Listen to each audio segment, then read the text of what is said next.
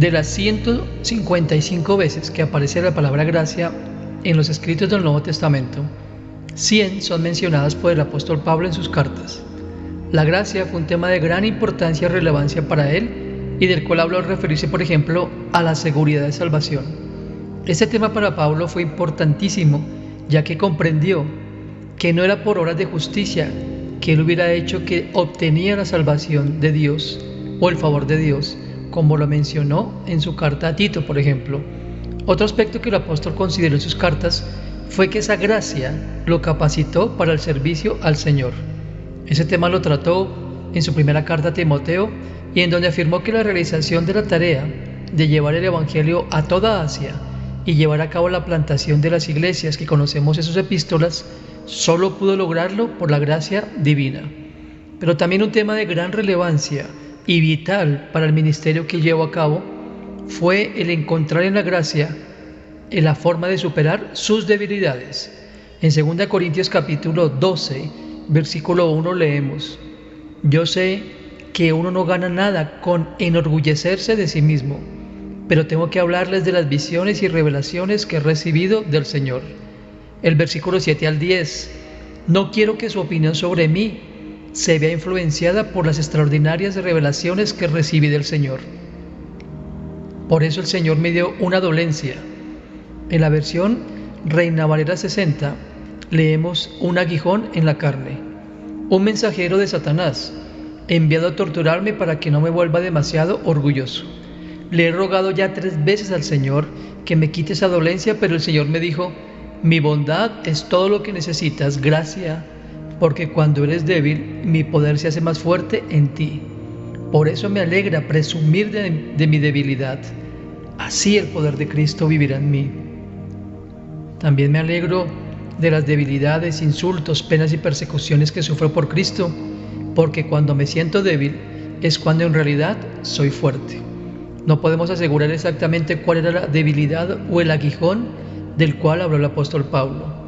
Lo que sí es cierto es que pidió 3 veces a Dios que lo quitara de él, y Dios le respondió: te aseguro que mi gracia es todo lo que necesitas para que puedas soportar y para que puedas resistir.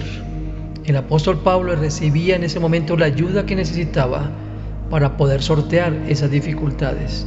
En su segunda carta a los Corintios, Pablo posteriormente relata todo lo que sufrió, todo lo que padeció. Gran parte de su ministerio fue en prisión, azotado, acusado injustamente, lo golpeaban con palos, casi lo matan a pedradas, dice el versículo 25, y estuvo en medio de naufragios y perdido en medio del mar, continuamente acechado por ladrones y por los mismos compatriotas judíos que procuraban desacreditar su ministerio. Además, tuvo duros trabajos y fatigas y pasó largas noches sin dormir. Pero en el verso 30 de la segunda epístola a los Corintios capítulo 11, el apóstol Pablo dice: si tengo que enorgullecerme de algo, me enorgulleceré de las cosas que muestran mi debilidad. Saben que como creyentes nosotros nos podemos identificar con las experiencias del apóstol Pablo. Obviamente no son iguales, pero en algún momento o en este momento podemos estar experimentando ese tipo de dolencias o aguijones en nuestra carne que nos aflijan, que nos hacen sentir débiles, debilidades como la enfermedad, la escasez, el temor que nos acecha a diario o el dolor de una pérdida o el dolor físico. Sea lo que sea que nos aflija y que nos estremece, lo que más nos puede frustrar tal vez es pedirle a Dios que nos quite esa dolencia y que no suceda algo. Pero en el fondo sí sucede algo, y algo sobrenatural.